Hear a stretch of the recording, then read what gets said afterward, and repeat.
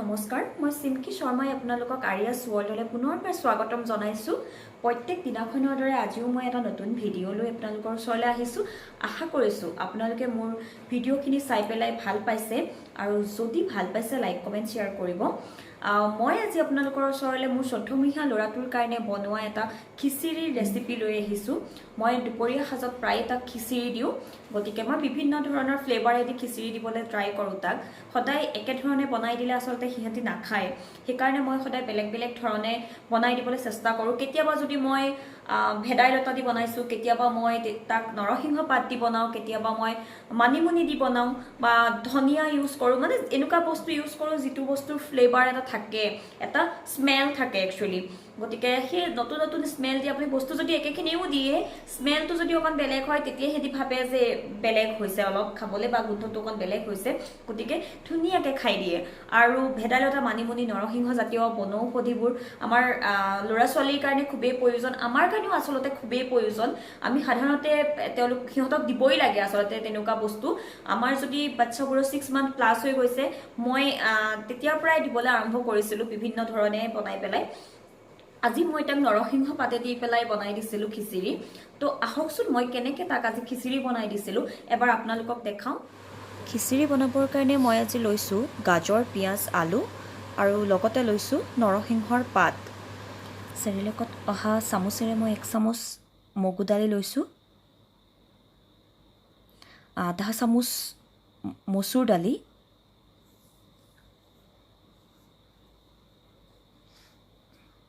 আৰু 1 চামুচতকৈ অকণমান কম মই জহা চাউল লৈছোঁ, কণ জহা, আৰু লগত লৈছোঁ মই নৰসিংহৰ পাত খুব কমকৈ। আমাৰ বাচ্ছাৰ কাৰণে বনাইছোঁ, গতিকে খুব ভালকৈ ধুব লাগে। মিনিমাম আপুনি 4-5 বাৰ ভালকৈ ধুব বস্তুখিনি। মই আচলতে পলিচ নথকা যিটো হেৰি হয়, দালি চাউল হয়, তেনেকুৱা ইউজ কৰিছোঁ।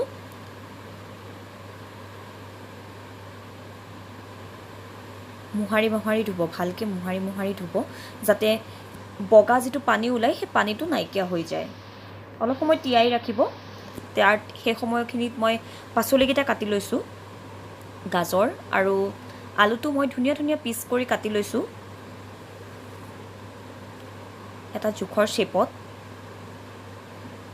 আচলতে বস্তুবোৰ ধুনীয়া হ'লে চায়ো ভাল লাগে বা নিজৰে অকণমান ভাল ফিল হয়, সেইকাৰণে আচলতে মই শ্বেপত কাটিবলৈ চেষ্টা কৰিছোঁ। 1 চামুচ নিমখ দি মই অকণমান গৰম পানীত অলপ সময়, প্ৰায় 10-15 মিনিট সময় পাচলিখিনি তিয়াই ৰাখোঁ। এয়া মোৰ কুকাৰটো গৰম হ'ল অলৰেডি। 1 চাহ চামুচ মই মিঠাতেল ইউজ কৰিছোঁ, মাষ্টাৰ্ড অইল।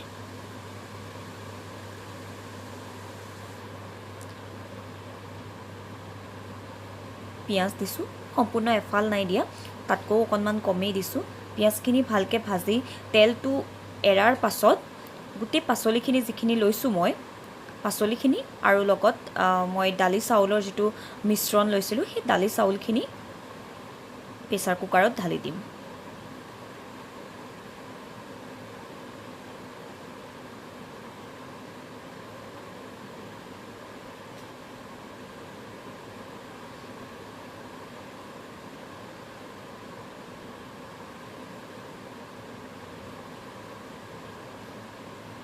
পাচলিখিনিও লগতে দি দিব। মই পাচলি বুলিবলৈ অকল আলু আৰু গাজৰেই লৈছিলোঁ। আলু গাজৰখিনিও মই লগতে দি পেলাই ভালদৰে মিক্স আপ কৰি দিছোঁ, যাতে যিহেতু তেল কম ইউজ কৰিছোঁ।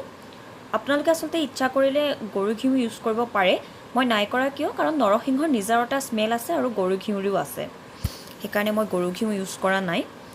অকণমান, একদম অকণমান নিমখ দিব, কাৰণ বাচ্ছা আচলতে নিমখটো এলাওৱেই নহয়, তথাপি যিহেতু টেষ্টটো নহ'লে সিহঁতি নাখায়, সেইকাৰণে অকণমান নিমখ, অকণমান হালধি ব্যৱহাৰ কৰিছোঁ মই।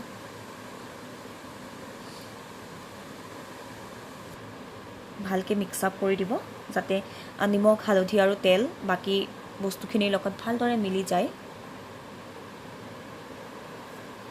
মই 1 কাপ আৰু পানী দিছোঁ।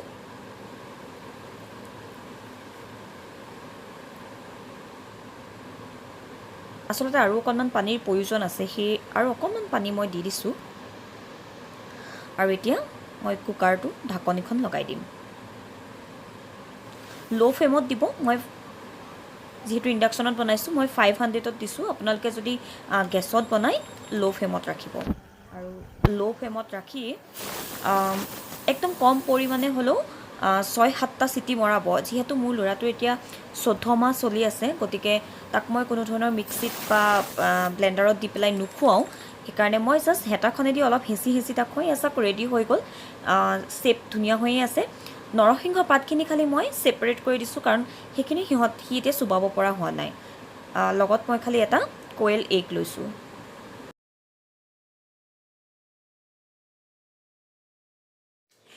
কেনেকুৱা পালে? ভালেই পালেনে? আৰু যদি ভাল পালে তেতিয়াহ'লে আপোনাৰ বাচ্ছাটোকো এবাৰ ট্ৰাই কৰিব। আৰু আপোনাৰ বাচ্ছাটোৱে খালে নে নাখালে মোক জনাবলৈ একদম নাপাহৰিব। কমেণ্টছ কৰিব, কাৰণ তেতিয়াহে মই গম পাম যে আপোনাৰ বাচ্ছাটোক আপুনি বনাই খোৱালে নে নাই খোৱা, বা সি খালে নে নাখালে। আৰু যদি খালে তেতিয়াহ'লে মই মোৰ নেক্সট ভিডিঅ' দিবলৈ মন যাব, নহয় জানো? আপোনালোকৰ লগত শ্বেয়াৰ কৰিব মন যাব যে মই বনাই দিয়া ৰেচিপিটো এটলিষ্ট আপোনালোকৰ বাচ্ছাটোক বিৰাট ধুনীয়াকৈ খাইছে, তো মোৰো ভাল লাগিব জানি পেলাই, নহয় জানো? আৰু যদি ভাল লাগিলে, সঁচাকৈ ভাল লাগিলে, তেতিয়াহ'লে এবাৰ জনাব মোক কমেণ্ট বক্সত।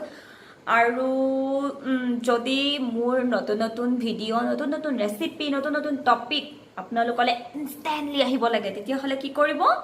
কাষতে থকা ছাবস্ক্ৰাইব বটনটোত ক্লিক কৰিব, আৰু ছাইডত এটা বেল আইকন আছে, ক্লিক কৰি দিব। Thank U.